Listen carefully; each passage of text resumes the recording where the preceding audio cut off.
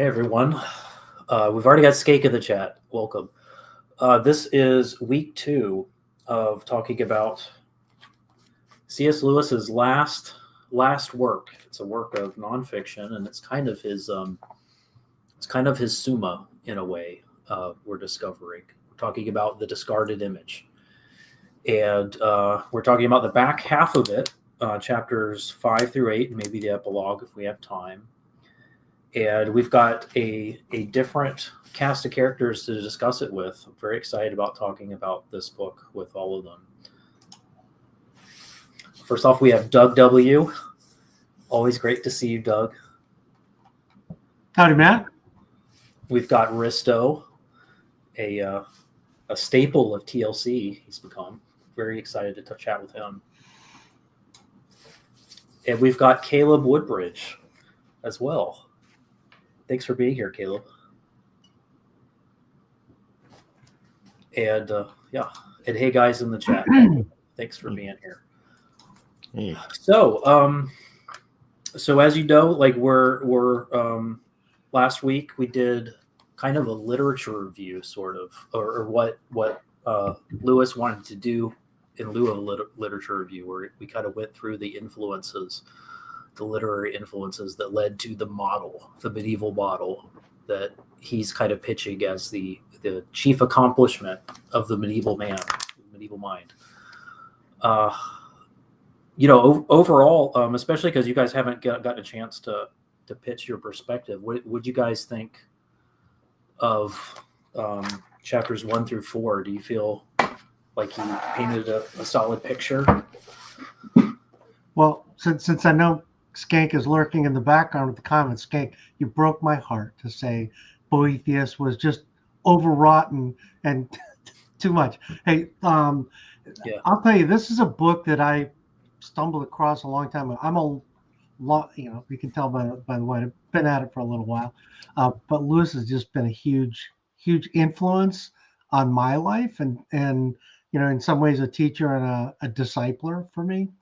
And it wasn't until probably a handful of years ago that I really got into the B-sides and the back catalog, call it, and things like literature in the 16th century and his introduction to the Divine Comedy, different things like this that just always were on the shelf. I was like, one of these days I'll get to it, because I just really like the apologetic stuff. But it was really, and it discarded image in particular for me was a huge breakthrough. That's what I'd kick off with. Yeah, for me, it's fun coming back to this because for my English Literature Masters, I sort of focused on children's literature and medievalism. So part of that was basically just using Tolkien and Lewis and T.H. White as a sort of lens through which to explore medieval literature. So this was sort of a really helpful orientation for me back then, just in terms of taking that. I wouldn't say that I know the sort of original medieval sources well enough to really be able to challenge C.S. Lewis's opinions all that much. I'm sort of inclined to defer to his judgment on a lot of things, but I think it's a wonderful way into doing this, and I think one of the ways in which Narnia and his other writings are so rich is that they are bigger on the inside. They're a sort of wardrobe into this literary tradition, and this sort of really shows some of his working and sort of shows some of all of the architecture behind what he's doing in his own creative fiction, as well as being a fascinating introduction to medieval literature and worldview. Yeah, that's a good way to put it, Caleb. I really shouldn't be here. I haven't read the book, but I have been digging more into Lewis, further up and further into Lewis. In fact, I read that chapter from the last battle because of something Luke Thompson said, and as I read it, he references Plato in that chapter. I was a conservative Christian. I grew up in a conservative Christian home. Very much Chronicles of Narnia. I was raised on that, but I didn't realize everything that went into that. And now that I'm older and reading things like The Abolition of Man, and now I'm reading Boethius right now, and Boethius cooks. He does. Lewis, I'm starting to learn like how much richness there was with Lewis, and what he was doing is so much more than just a story about kids in a fantastic land. Yeah, in a way, I mean, this is about as farther up and further in, I think, as you can get for him, because this is his last work. And to go ahead and spoil it, the back half of this, I think this is Lewis doing what he's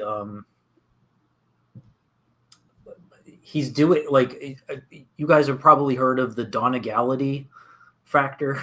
Yes. Caleb, yeah. He's sort of doing the thing that he's talking about. He's trying to embody,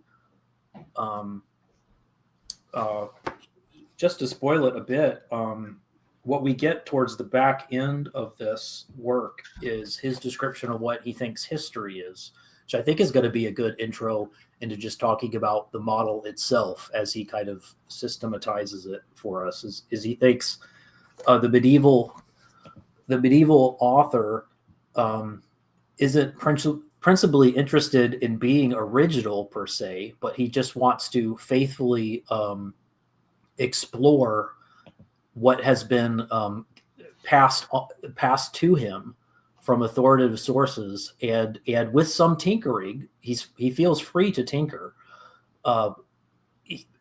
He wants to represent that to his contemporaries, and Lewis believed that the medievals were really kind of the last great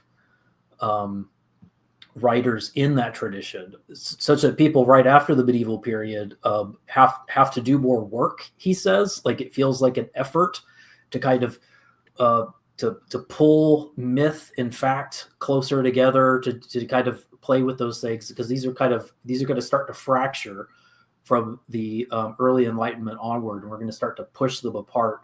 And it takes more effort just to kind of do the same things that the medievals. So I think this is Lewis's attempt to kind of be somewhat effortless, with some tinkering, of course.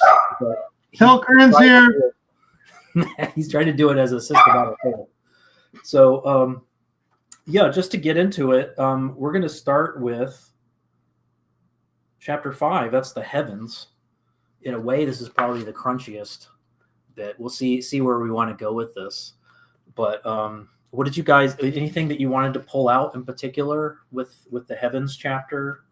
Talking about was, because this is when we were formally getting into the cosmic image of the medieval model. He spends a lot of time on this in particular. I know I've got some stuff highlighted, but please, anyone who wants to jump in. I love the way. Go ahead, Caleb. I love the way that Lewis highlights how our own way of talking about the laws of nature is itself metaphorical. So it's sort of treating objects as if they're citizens who are able to, by their own discretion, obey or not that. And so the sort of medieval way of talking about things in terms of sympathies and strivings sort of being moved, the love that moves the sun and stars, that kind of love for God, moving the celestial objects. Although it's metaphorical, we have to rely on metaphor just as much to talk about these things, and it is that thing of kind of undercutting some of that sense of chronological snobbery, intellectual superiority that we might feel about how the medievals viewed the world. And I love Lewis's gift for just reframing things and sort of putting things in that kind of way to sort of open up how a different perspective on that, and how the sort of categories that we put things in perhaps aren't as obvious and natural as we think they are. that Caleb, that's such a great point. That whole tension with kind of the modernist materialist idea that I'm not metaphorical, I'm scientific, and therefore I have a more accurate picture of what reality is. Where I think your point's dead on right, that metaphors are inescapable. And that was the thing that I really, so I was raised by a PhD graduate from Cornell University in astronomy and physics. And it was very strange to me going to watch Oppenheimer in the theater with my dad. And this is just, a handful of years ago when it was out in the theaters. And at the end of the movie, he's like, "Oh yeah, I had him. He was one of my advisors. Oh yeah, I studied under him." Like half the guys in the movie, I never knew any of that. I never knew any of that until literally after the movie. And so it's just for me being able to. So I kind of early grew up with. My dad was a believer, but he wasn't even like a reductionist materialist at all. Like for him, the idea that God created the universe wasn't at all a strange idea, that it was very much in fact compatible with the astronomy and physics that I was brought up with. But I never, because I then kind of fell into the modernist idea that everything is always and only about brute facts, and the more I stack them up, the better. So a lot of this stuff that I've learned from Lewis, and these ideas of literature and metaphor and all, weren't things until really I kind of came into my maybe late 30s, 40s, and even early 50s. So for me, this is stuff that's really relatively pretty fresh and really exciting. And Caleb, that's a great point. And Yeah, apologies for I didn't realize I had a different microphone on, so I thought I was muting myself when I wasn't. You're fine. My apologies. Dog was very excited about the guest visiting. Yeah, it's almost like there's a kind of our frame is, well, we have the accurate view of the world, and that view only happens through measuring tools. The most precise way to understand the universe is through its particles and fields. And you could say the same thing, I guess, about a painting, although we don't do that. But we understand a painting best by the chemical makeup, which obviously we understand isn't accurate. But for some reason we do that with our universe. Yeah, he talks about the I love his introduction of like he says that the modern mind and the medieval mind can agree about the extraordinary distance between the heavenly bodies to Earth, but we just think in mere distance. And he introduces this idea of thinking rather in terms of the height, of how high the heavenly bodies are, and that kind of that additional directionality kind of contextualizes the medieval mind.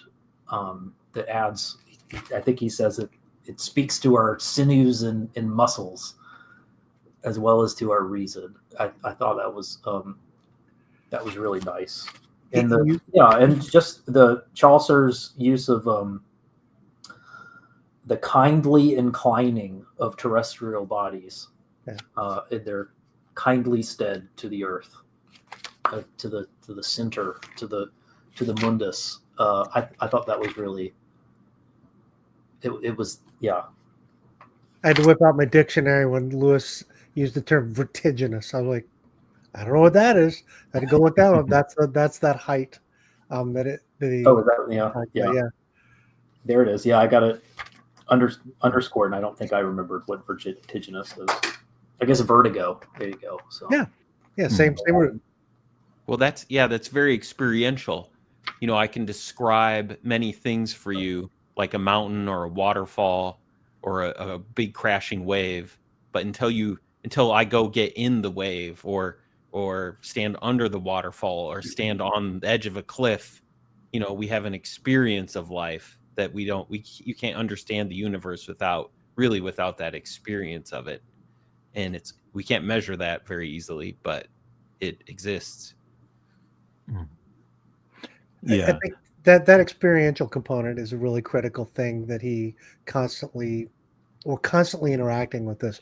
Like we'll hit it with the Longavi and some of the other parts in terms of like our experience with animals and our experience even with ourselves. Yeah, there's this constant tension of, on the one hand, there's ways in which the model is just empirically wrong in terms of it, we're not like these crystalline spheres and so on, and the structure there. But there's also things that we've lost in the modern way of seeing things that this model holds together in a richer way. So yes, I think it's an interesting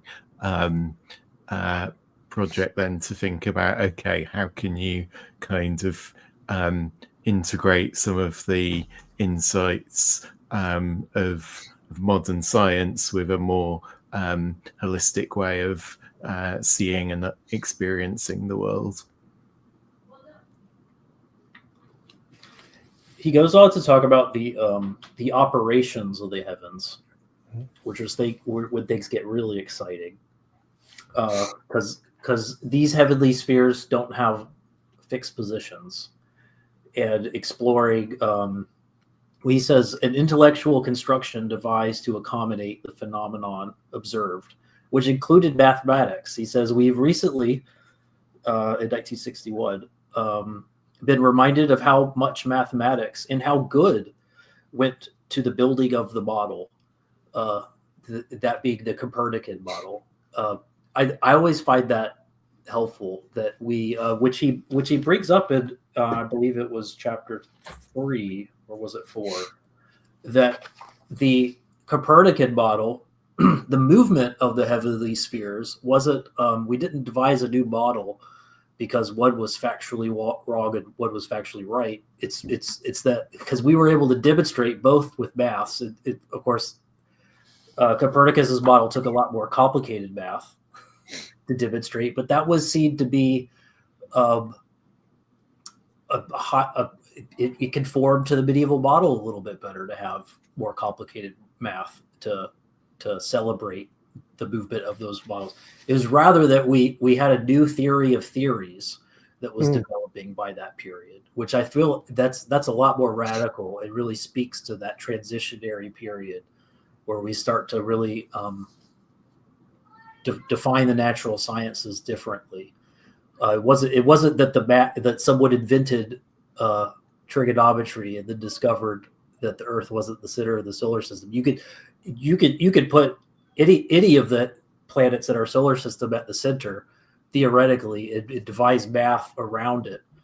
But yeah, we operate under a different, not quite metaphor. We operate under a different symbolic structure in a way of understanding the universe, which is designed to be centerless and has distance but no height, and is full of agoraphobic, as he puts it, expanses that are just vast emptiness. That's the model that we live within today, which again he says by the epilogue that may be overturned as well, just as the medieval one was, and oftentimes these models are overturned for observational reasons as much as philosophical. So it says a lot about how the philosophical tradition was developing, that we needed a different model other than the Copernican. So anyway, that's a digression. But well, that idea of distances can move in any direction, whereas height, it has a pretty clear referent of either where I am now and, like Risto's point, like kind of observing and experiencing it from my relative to where I happen to be. One of the things that was super helpful for me too in the first conversation that you guys had is making that distinction map between a Earth-centered kind of way of thinking is not necessarily equal to an anthropocentric system of thinking about. And that was always one of the reasons why, because my, being raised from a good Augustinian background, having man at the center, that's a really bad idea. We know how that's worked out. So don't do that.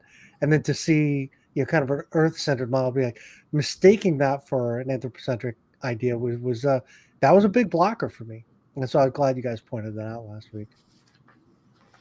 And I think that's what serves our current the philosophical motivations for our current model in a way.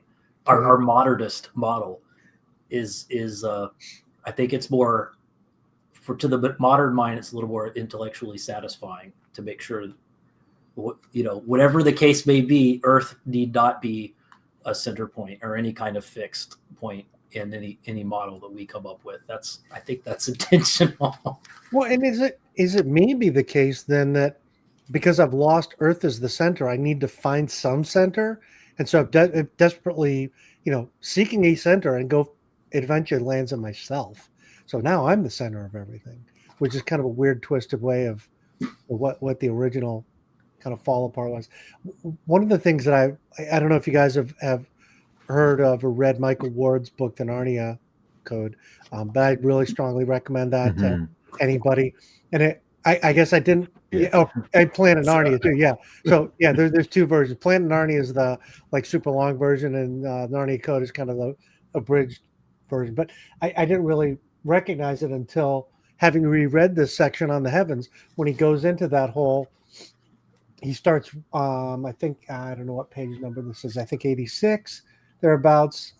Despite this careful watch against planetolatry, because we don't want to worship the planets. He then goes on to talk about the divine names, and I guess I never really maybe this is where Michael Ward got that spark of the idea, because he goes on to talk about the the importance of kind of the way we talk about the planetary influences, and I don't want to do astrology. That's super naughty, especially for me. My dad would always get annoyed because people always ask him about astrology. He's like, no, it's astronomy. Yeah.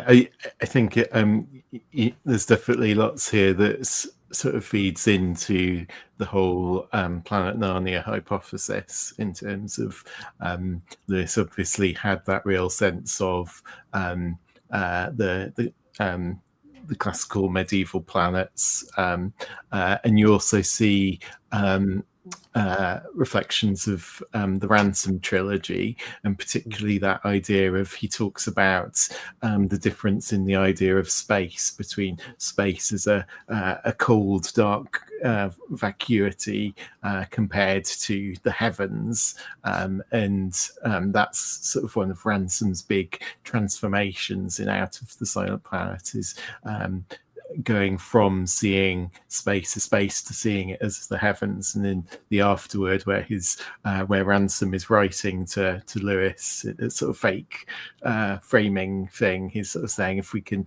just produce a small change in a few of our readers from the conception of space to the conception of heavens, we'll have begun our work. And so you see how this was woven into Lewis's fiction, that he was trying to introduce some of these ways of seeing the world through the form of fiction and storytelling. Yeah, I appreciate it. Free Rolling brought that up on the past one. That idea. That's why I have fun telling people, no, it's not the space trilogy, it's the Ransom trilogy. Yeah.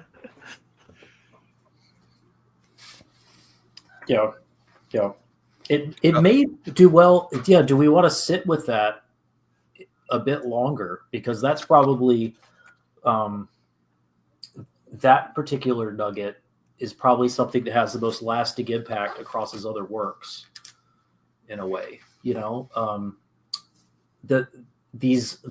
dimensionality of the different facets of how to describe it, like these personages that the heavenly spheres embody, and how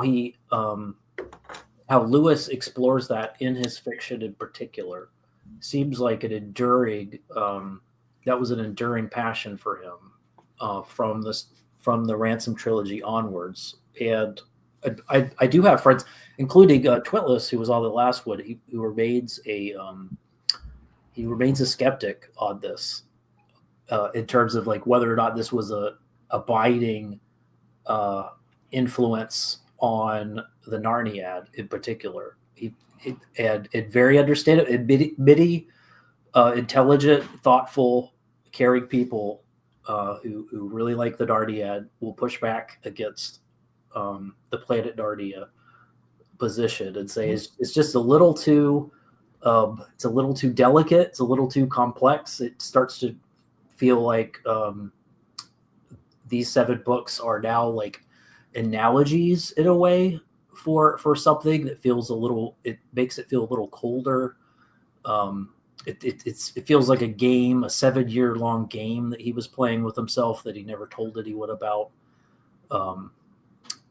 If he was here, he would express that even better than I'm able to. But that you commonly hear that pushback, and I wonder what you guys think. Would you read what he does in chapter 5 in particular by describing, really one of his most precious treasures, I think, in his scholarship. And it's one of the things that he likes about the medieval mind, how that does that indeed impact. I think it more transparently does in the Ransom trilogy, but it isn't a factor with the Narniad. And does that, if it's true, does it take away in a way? Does it become like a Just So story where you're just trying to pick out, how The Horse and His Boy is about Mercury? Like does it cheapen?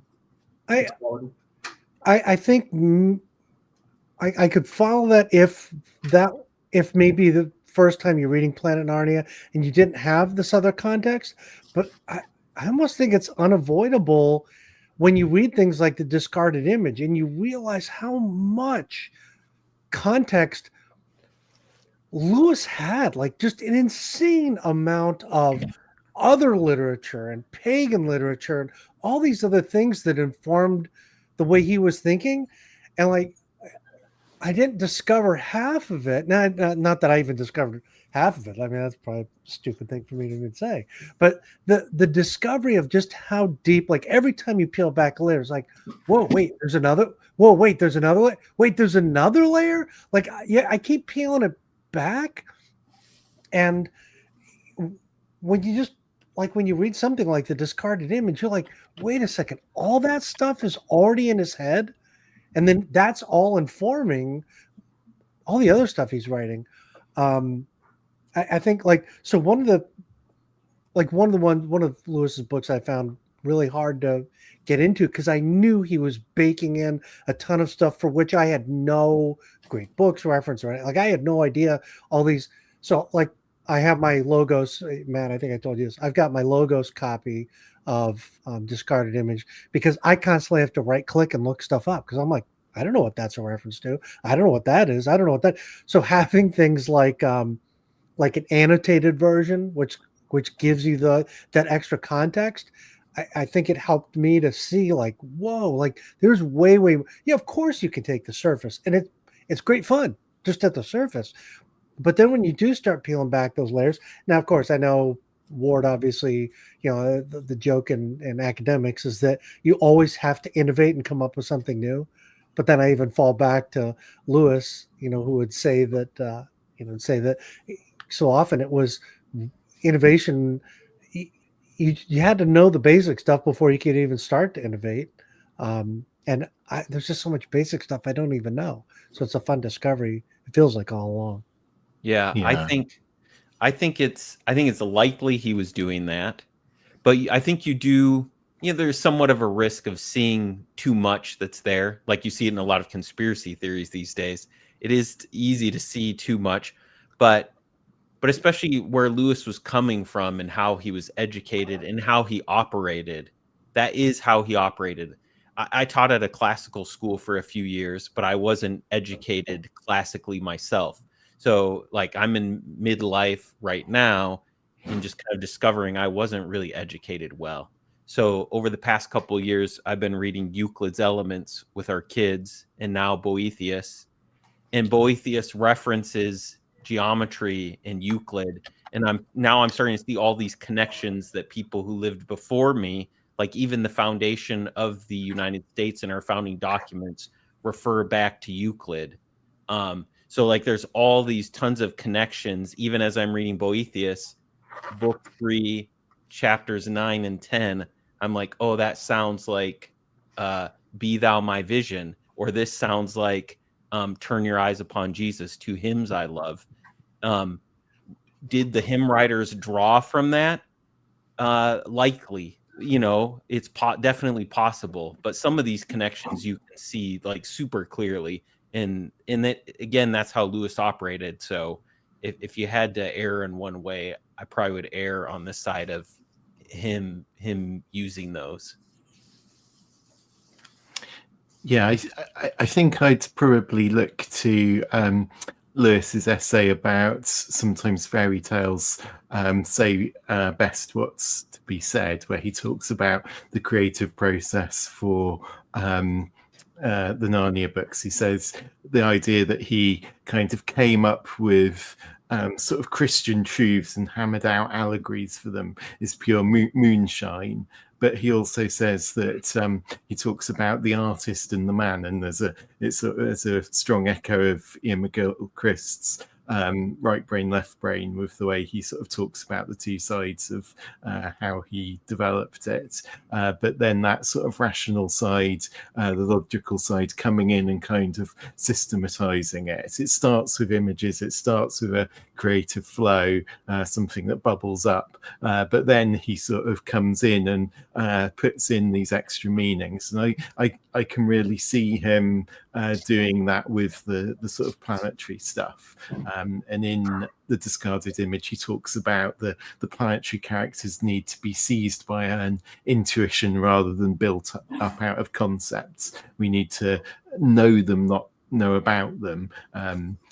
Sort of that experiencing them. And I think that little passage seems to me to be a hint that Ward is onto something, that Lewis may well have had that as a deliberate thing that he put in, not as I'm going to come up with 7 books to illustrate these 7 planetary things. But it's like, winter past, sins forgiven. Oh, that is a bit jovial. Let's sort of put in a few Easter eggs around jovial references in The Lion, the Witch, and the Wardrobe. But I could do that again in the next book. It sort of fits in Mars, forests, war, all of this kind of thing, and it just sort of developed organically rather than being this sort of rigid scheme that he sort of plotted out in some kind of very cold and calculated sort of left-brained type way. Well, and he was primarily a poet, right? That's his origin story. Mm-hmm. Mm-hmm. Hey Matt, since Caleb mentioned on Fairy Story, should we dive into the Longavi, because that's a whole other funky section.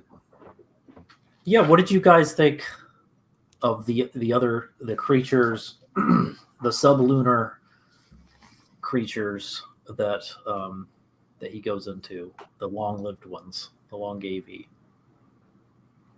I had less notes, frankly. At this point, I started to realize he's really giving us the model. He's trying to embody the model, because I don't even know if he was interested in some of the stuff he was talking about. Just like a medievalist, he was satisfied that the model itself was its own self-justification. But maybe some of you guys were inspired by this section more than I was. Caleb, you want to go? I like what he says about it introducing a hint of wildness and uncertainty into the sort of medieval universe. It makes everything feel a little bit less tied down. They're the kind of Tom Bombadil figures of the medieval model, in that you're not quite sure how they fit in. What are these creatures, and what sense do you make of them? And I do find it interesting. Just I'm a big fan of the Arthurian tradition, and just that way in which there's that kind of ambiguity around like Merlin and Morgana, and they're kind of quite unstable figures in terms of what sense exactly do you make of that fairy element, and how different writers deal with that is quite interesting, and it never really gets pinned down. So I think there is something interesting in it, but yes, I don't know. I guess an interesting question for me is why Lewis didn't include elves or fairies in any sense within the world of Narnia. I wonder whether it was he thought it was the associations were sort of too far gone in terms of popular culture to make sense of them, or he didn't want to tread on Tolkien's toes. I'm just curious why he didn't include Fae as such, although he's got, of course, the Naiads and Dryads and other long AV. It's sort of more in the classical model rather than the sort of some of the later medieval stuff. Maybe he and Tolkien had an agreement that like they'd split them up and they'd each get kind of their own share. And they got shared custody of dwarves. Maybe because he does have a section on. He has an aside where he talks about how he stayed once in a town in Ireland, and they had a story about that the good people, the euphemistically called good people, lived at a particular it was particular hedge or mountain or some such, but also a ghost. But he got the impression that people avoided that area at night more for the good people to not bump into them than to bump against the ghost. And that happens in the same general passage where he's describing that a lot of 19th century poets are much more delighted by classical categories of creatures, maybe simply because they feel very assured that they'll never encounter them, and they're more worried about those that they could encounter. And it almost makes me wonder, maybe he's more delighted by these classical creatures, and he feels that he can more playfully weave them into his stories. And maybe and that with what other note, like I'm just saying these things, I'm not citing them directly, but I recall him saying something about fairies just being so misused over the 19th century that he's not sure how to really encapsulate them, and especially after going into pages and pages about whether or not we can even say if they were tall or short, or what category, like to Caleb's point, what you could say about them is that the scholars, so to speak, were divided. The medieval community had very varying things to say about them, which is probably what they're introducing to the cosmos is an unexpected nature that doesn't quite fit. That's what's very characteristic of them, which is why you never get a firm picture. And when you do start to get a firm picture, it's when they've been thoroughly domesticated by the Victorian period, so they don't even they're not even recognizably fairies anymore. So maybe he just kind of threw the whole thing out and said, I'm going to do dyads and dryads instead.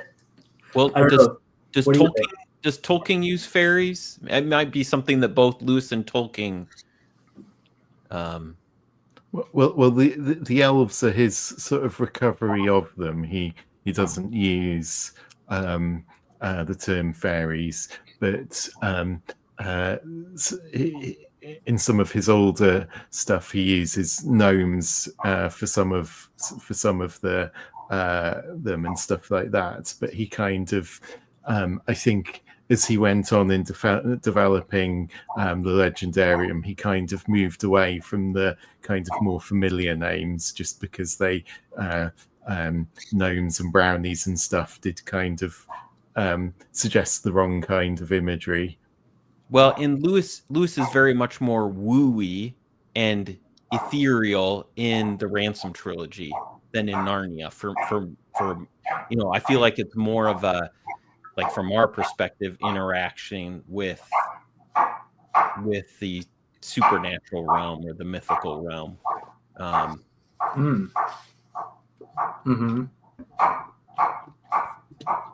Welcome, by the way, Twitless. In Hi. parentheses, Logan. Great to have you. We're just talking about the Longavi section. If anybody's wondering what long AVR, if they're like, what in the world are these guys even talking about? Near the opening of the chapter, Lewis quotes Reginald Scott and kind of lists out a helpful list. He says, our mother's maids have so terrified us with bull beggars and bogies, spirits, witches, urchins, elves, hags, fairies, satyrs, pans, fauns, silens, tritons, centaurs, dwarves, giants, nymphs, incubus, Robin Goodfellow, the Spoon, the Man in the Oak, the Fire Drake, the Puckle, Tom Thumb, Tom Tumbler Boneless, and other bugs. And I was like, wow, I didn't even know that I'd heard of half of those things. But it is funny, like in modern literature, like almost all of that is completely gone. Maybe some vague references in some nursery rhymes, but like, does anybody even like tell nursery rhymes to their kids anymore? Like I've got a brand new granddaughter. She's 5 months old now, and I've bought a whole bunch of old nursery rhyme books. And it was funny. I pulled one of these out, and I'm like, oh my gosh, I remember my grandmother telling me those. But like as a kid, apart from my grandmother, I never heard any of those. Like there was no context for any of those. I really liked this chapter was very helpful for helping me understand or even gain more respect for Lewis's methodology in Narnia specifically. I know that it was just something that was floating around the back of my head, but I remember it being said somewhere that Tolkien thought that Lewis was being a bit hodgepodge. He had just taken a bunch of, nursery rhymes and things and had kind of slammed them all into Narnia, whereas Tolkien was a little more methodical with his, Norse influences. And I remember, I think it's in... is it Prince Caspian when Narnia like wakes back up, and there's just this whole parade that's listed of just all of these mythological beings. There's a river god, and there's nymphs, there's dryads. It's just like this whole like laundry list of mythological beings that show up.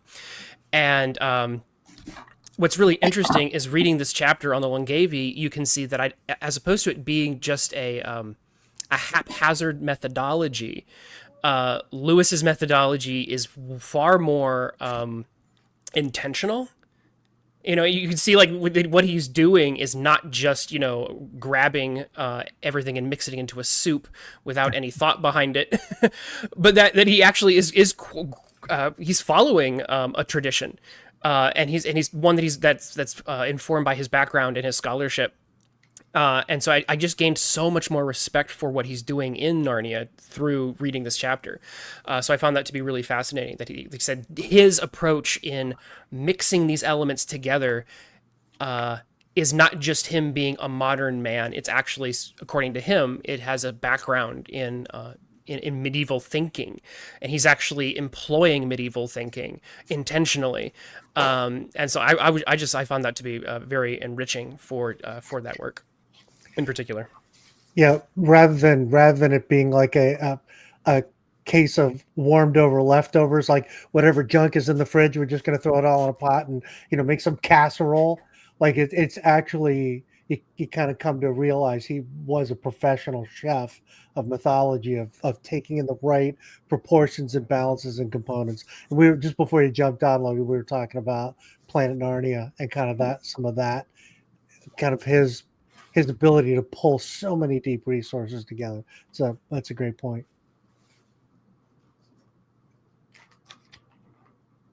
Sorry, I'm just browsing. There's a section bridging between 151 and 152 in the Cambridge edition, where he says,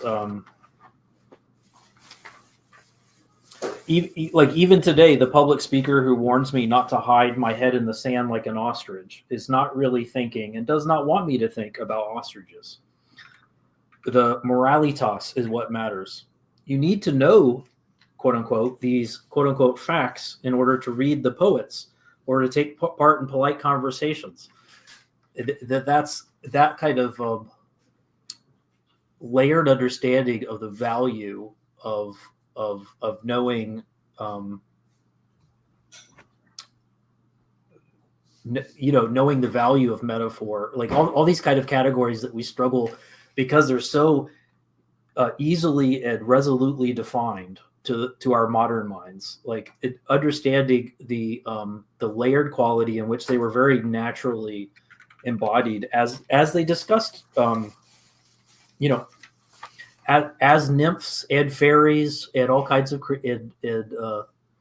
daemone and this inhabited universe that medieval people would variously engage with in their literature. Like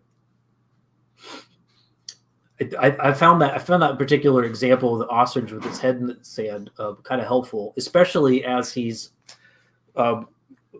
frankly the beast subsection of that chapter was even, I found he was even less interested in.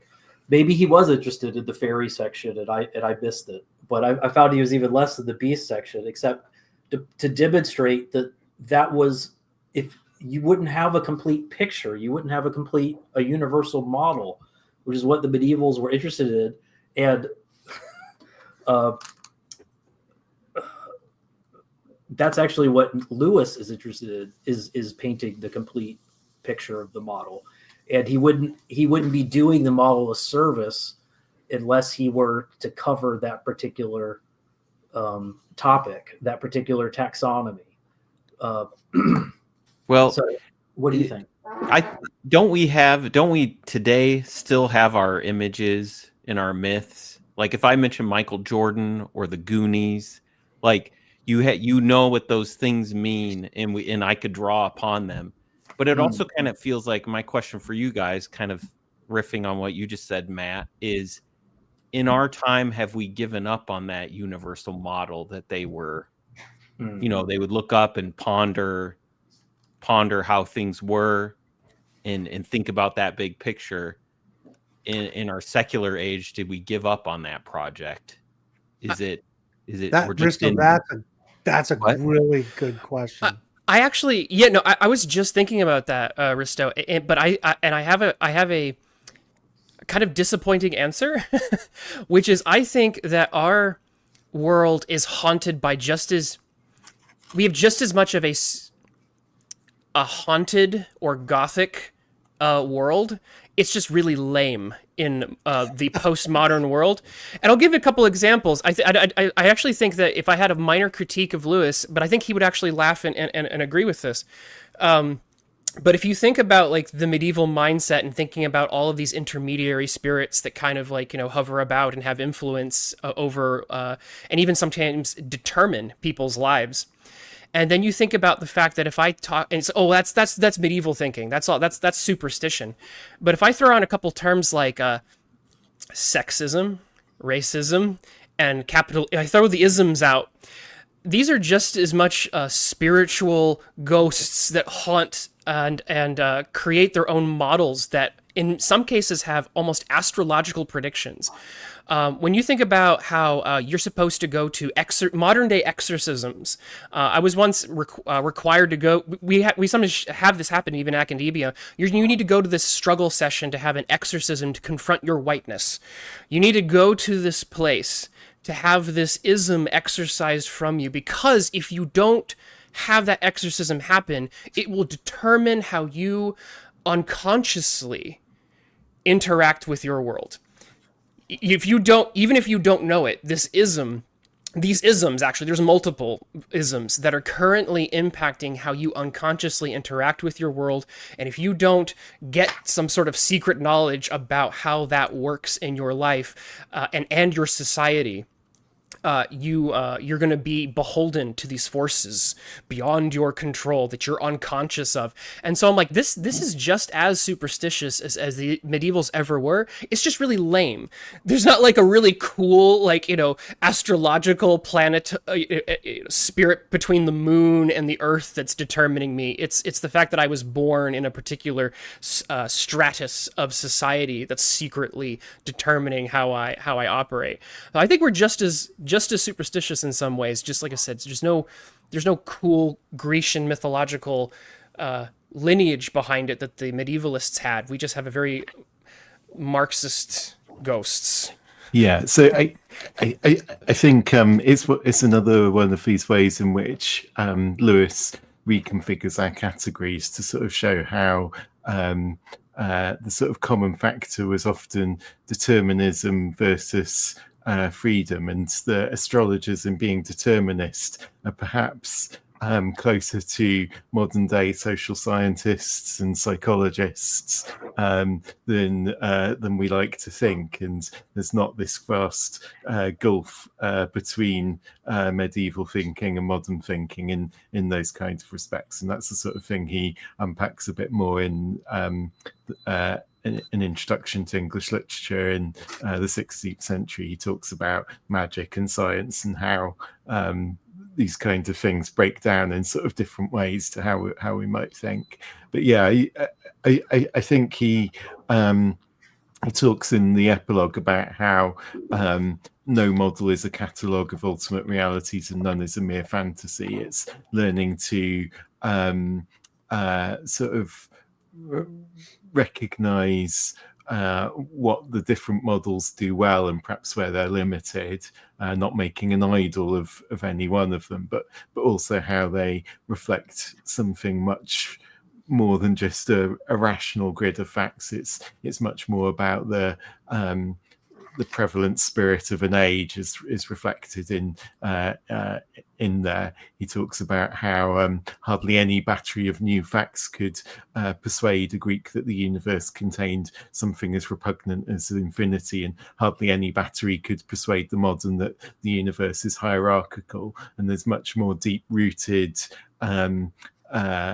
things going on there in terms of our ultimate values that drive our models, drive our worldview, that are kind of pre-rational in their commitments. Well, yeah, and I was told in the 90s that I felt sad because the chemistry in my head went haywire. So that's just what we end up with, is science replaces our religion, and so we explain everything through that. You know, I could probably talk to someone on Reddit right now and they can explain to me why I'm attracted to Bach through evolutionary psychology. That it's not actually beautiful. It's some sort of complicated thing with the tribe. So all of our explanations come through that lens. But again, I think, and this would be Lewis's critique, is I think if you keep pressing on that, like I'm trying to think of when I've heard in the modern frame of things kind of an explanation for the big picture in meaning in the universe. I think we maybe gave up on that. Sacred secular divide sort of we very much have kind of just focused in on material explanations, and then if you want meaning, if you want spirituality, you have to make an irrational leap of faith into a sort of upper story of meaning that's sort of disconnected from that.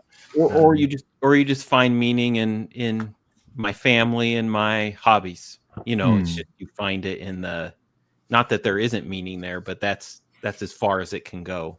That's as big as the story can get. Yeah, it's all internal and private. There's nothing external that it is connected to. It's all subjective, not objective. That's an interesting contrast, because I think part of that is informed by the modernist assumption that space is empty, right? Whereas the medievalists were thinking that every space was filled, nothing goes to waste, and so their space is not an infinite vacuum. It's, like I said, it's a map that they just didn't know what exactly where the dragons and beasts and everything that populated it were. But the medievalists had that idea of space, but Lewis points out that their work was much more in front of them because they didn't have the technology they didn't have telescopes. They didn't have the ability to see landscapes as much. And so their techniques were actually far closer. Whereas, the modern mind now looks less into space and looks more personally, but has the ability, when it wants to see things from a great distance. So the medievalists were limited by the technology of the time to not see things at a distance. They didn't have the ability to necessarily do giant landscapes and topographical viewpoints. We do. And so our interiority is more informed by perspective, less by technology, whereas their interiority was informed, again, by their lack of a technological ability to represent that, not necessarily interest.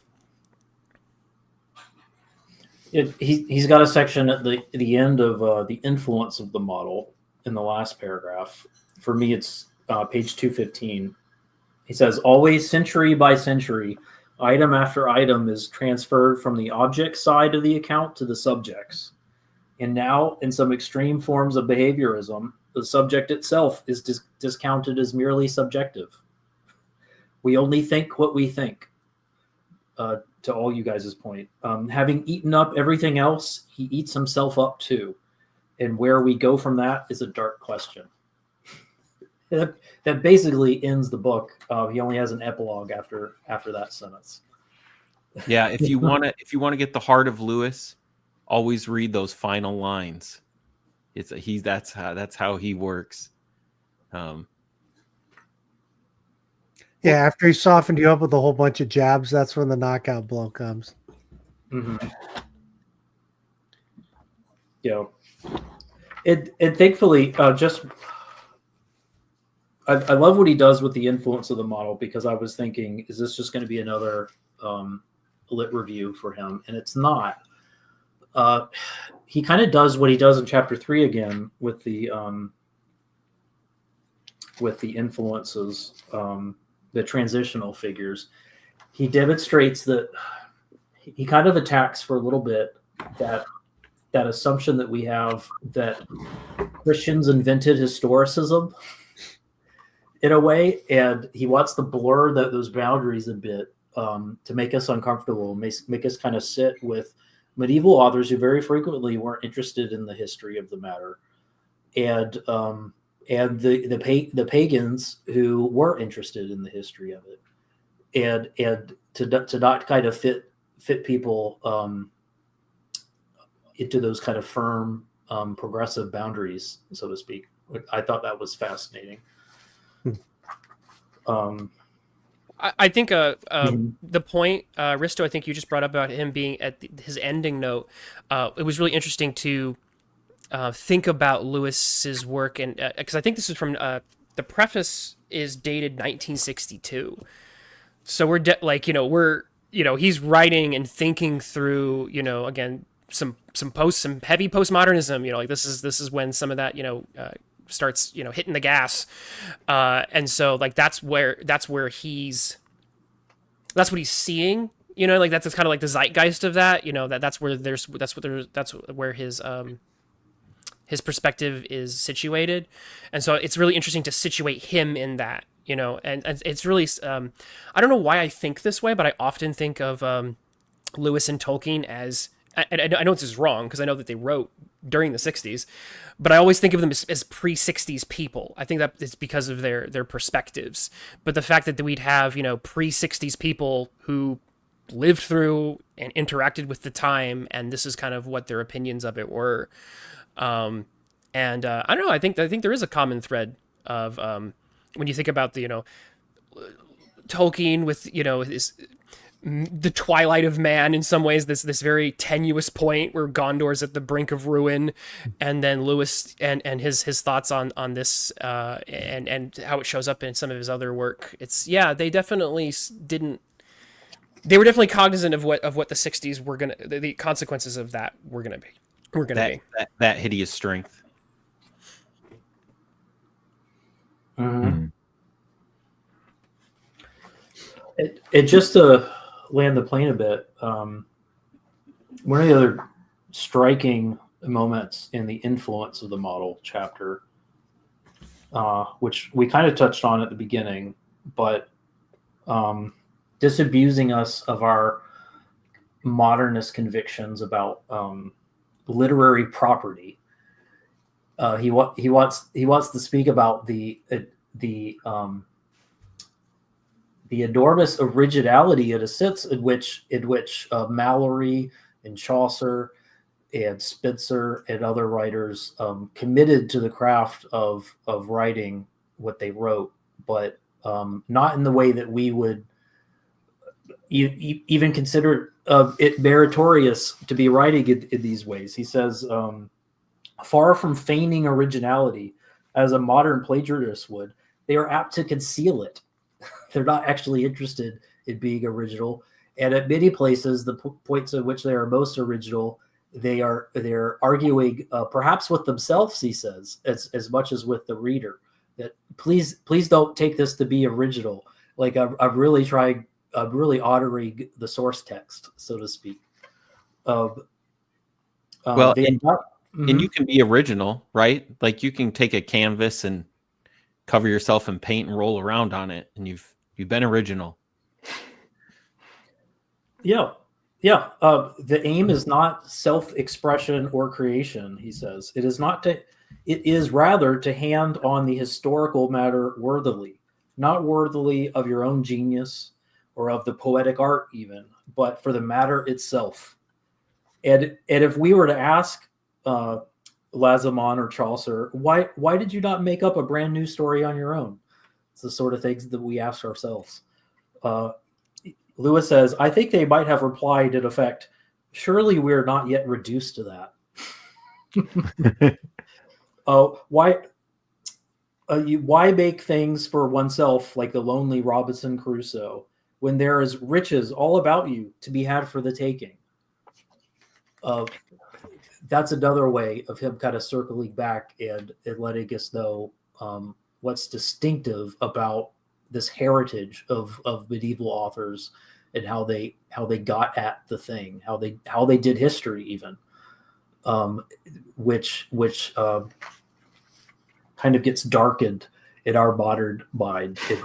We tend to overlook, but that's really something that we could certainly celebrate as much for its alienness as much as for its distinctiveness. It does not operate by classical or modern assumptions. Well, and I was just talking with my daughter today. We've been talking about, we talk about political issues and one of them being abortion, and we're reading through Boethius, and I was saying it would be fascinating to write a work in that vein where you have someone who's having a dialogue like Boethius has with wisdom, and that you have a dialogue back and forth about the topic, and it's not like polemical, and it's not just saying, oh, here's my, like, we're very like analytic philosophy, in our reasoning, but instead to have a dialogue about the topic back and forth. And there's, in reading Boethius, that is how we think. Like we unpack things slowly, and it takes a while, and we have to be reasoned back and forth with. We can't just go out there and just present someone with the truth, and now we've convinced them. Like it's a mathematical formula, and if I just add up this column numbers and this column numbers, this column numbers, there's the answer. Well, that was easy. Yeah. We don't work like that typically.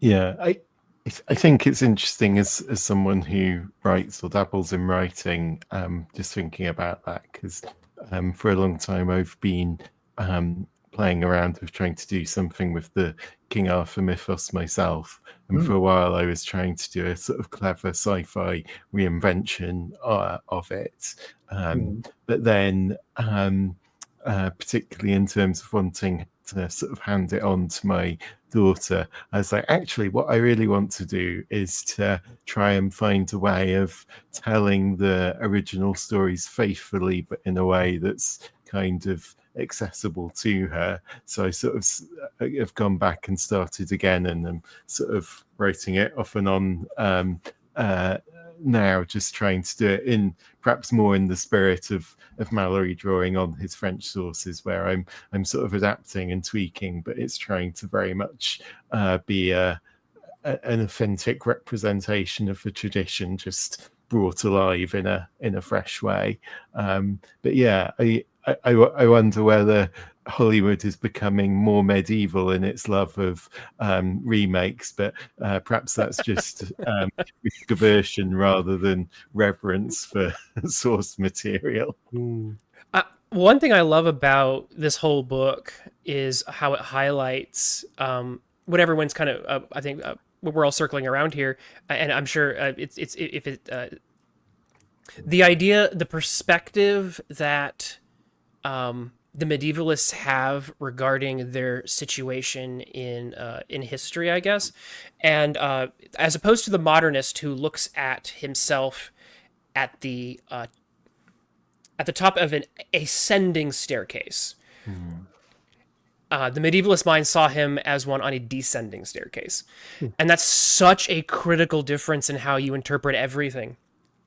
Because the modernist mind constantly looks back behind itself and says, ooh, cringe, we're getting better. And that's how it's always revising itself, always revising history, revising stories in lieu of that. Oh, we don't tell that story the way we used to tell it because that's problematic, because we're evolving. We are because of those isms. Because the future is fixed, so the past is forever changing. So it has a linear model that goes upwards like this, a line that goes that way. It's a linear trajectory. But the medieval mindset influenced by Christianity specifically has much more of a bell curve understanding of what history kind of is, I think. At least an inverted bell curve. We started off very high, and we are every day we. It's funny. There's a meme called "Every day we stray further from God," but that's literally what the medievalists saw it as. But then, when things get redeemed, it's going to spike back up into being, amazing again. Eventually, when Christ returns. So to see an inverted parabola, and to see yourself on a descending point. Things will get worse and worse and worse until the times are redeemed, before they get better, is a completely different way of looking at everything, the arts, your place in the cosmos, your situation in society, and that informs so much of how you're going to look at and interpret things. And when the consequence here that Lewis mentions is, why would you want to create something new and original? If it's going to be further and further away from God, you want to look backwards at when things were closer to where God was. You want to look back at where we've come. You're going to have a much greater respect for and want to reproduce what has already come before, because it was closer to when things were. It was closer to God. It was closer to when things were better, because every day we stray further from that. And so, like I said, that's just such a complete. Inversion's the wrong word. It's an upside down way of viewing the entirety of reality, and there's no neat way of accounting for that. And it reminds me a little bit of when I had a Chaucer class, and we were reading over one of the Martyr Tales, and all my classmates could notice is that this poor woman didn't have agency. Like that was just where their minds were. It was just like, oh, this poor woman doesn't have agency and she's killed, and how sad that was. And I was like, do you not see that this martyr tale is a tale of triumph? Because at the very end of it mentions how many people came to God because of her death. And so the medieval mindset would be celebrating this. They wouldn't be like, I mean, they wouldn't be like, like there's still a sadness there, but the end of the story is such a triumph.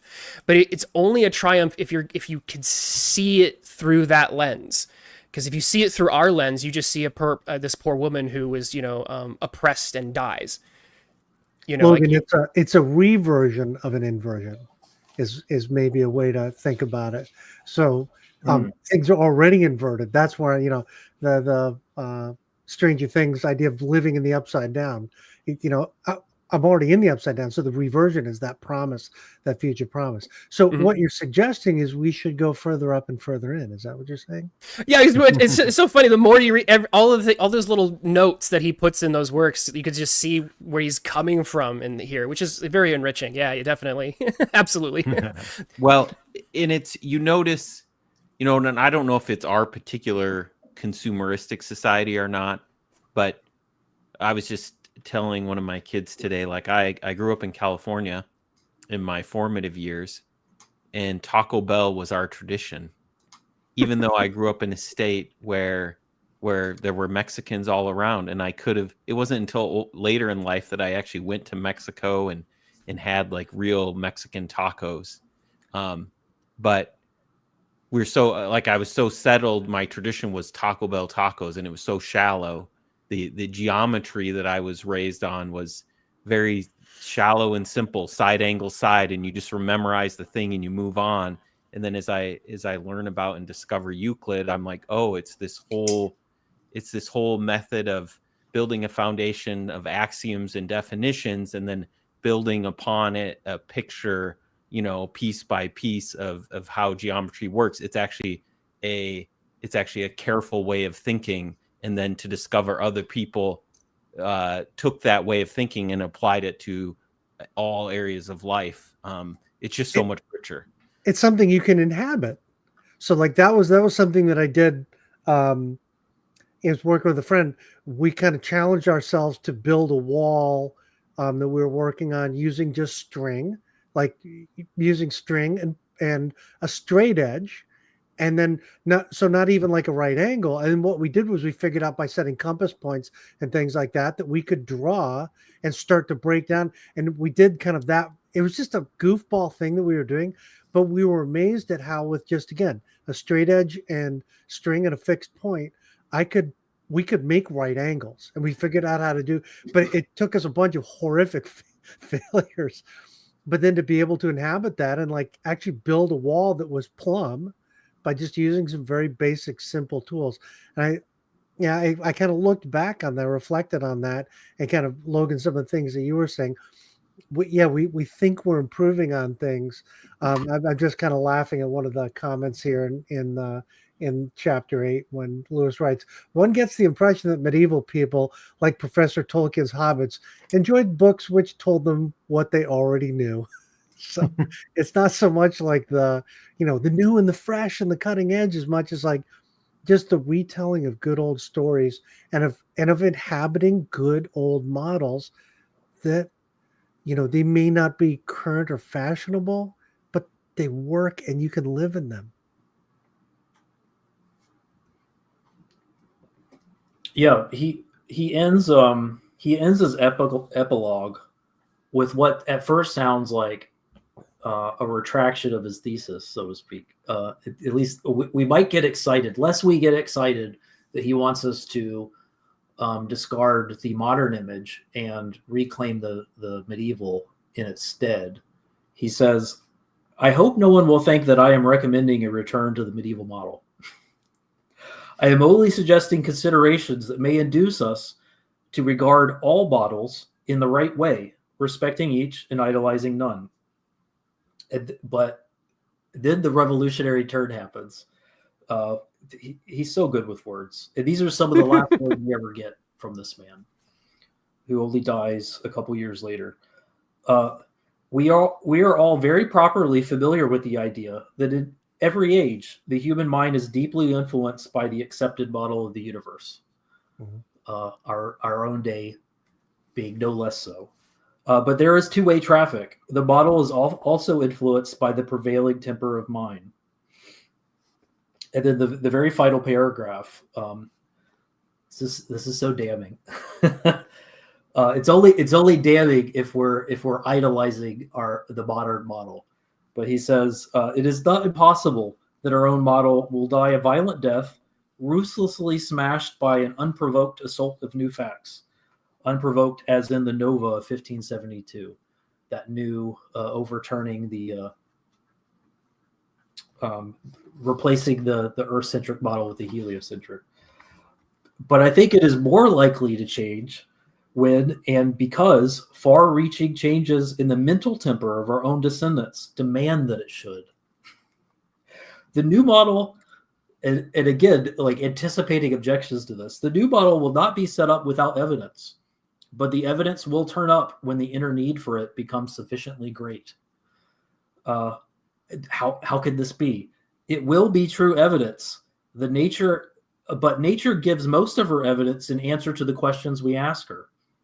Here, as in the courts, the character of the evidence depends on the shape of the examination, and a good cross-examiner can do wonders. He will not indeed elicit falsehoods from an honest witness, as the medievals did not elicit falsehoods from the cosmos. But in relation to the total truth in the witness's mind, the structure of the examination is like a stencil. It determines how much of that total truth will appear and what pattern it will suggest. Is it any surprise that the modern model of the cosmos is empty and pitiless? Is it black void? Is that us just being assaulted by the relentless facts of science as it marches inevitably into truth and away from falsehood, out of dark minds into enlightened ones? Or is it just the set of facts that arise because we ask them to? Well, I think we had measures before in the previous age, but I just think our current frame, it acts as if it has no philosophy beside those measures, but it does have a philosophy, and that philosophy turned out the lights. So yeah, it reminds me again of McGilchrist and how our attention shapes what we get out of reality, and I think yes, and when we have that left-brained way of seeing things, that way of thinking thinks it's the only way of seeing the world, that there's not another perspective on it. So I think yeah, there's lots that the modern empirical method can show us really clearly, but it's like gluing our eye to the microscope and thinking that only the things we can see through the microscope are real, and not being able to step back from it. It's zooming in on one part of reality to the expense of the rest. Yeah, Caleb, that immediately brought to mind another great Lewis essay, Meditations in a Tool Shed. And kind of that idea of looking at versus looking along, the things that I take myself out in the monarchical vision, and now am neutrally observing, as though I'm not influencing the observation or influencing what I'm observing by my presence and by actually observing. I think of the slit experiments and things like that, where the observer problem is a real problem, or maybe it's not a problem. Maybe that's a good thing. One of the things I work for a big Fortune 200 company, and I'm constantly involved in big projects and things like that. And one of my favorite phrases I love to talk about when everybody's asking about the ROI and the XIRR on a particular project, and I go, well, remember, all models are wrong, but some models are helpful. So which model are we picking here? I think that's kind of Lewis's challenge to us too, is at the end of the day, we're making models of a given reality. And do I want to stare at the map, or do I want to actually go hike on the hills and through the farms and through the villages and the things that, the places where I could potentially be? Am I, sitting and study the book all the time, or actually go live in the reality and interact with, the trees and the birds and the naiads and dryads, perhaps? And the medieval model accommodates that. That's something that we can respect about our forebears in a way, that this is a lens in which they, as they connected reason and appetite with chivalry, for instance. Yeah. Right. They found a way. It was a structured way of understanding object and subject. It was a way that, as Milton said, it kept up the appearances. Yeah. and made a fittingness to our relationship to the cosmos. And we can tinker with that as they did, but to say that it was useless is we do that to our great discredit. Because when you throw this out, you end up inviting, as Chesterton often said, you invite almost anything in its place.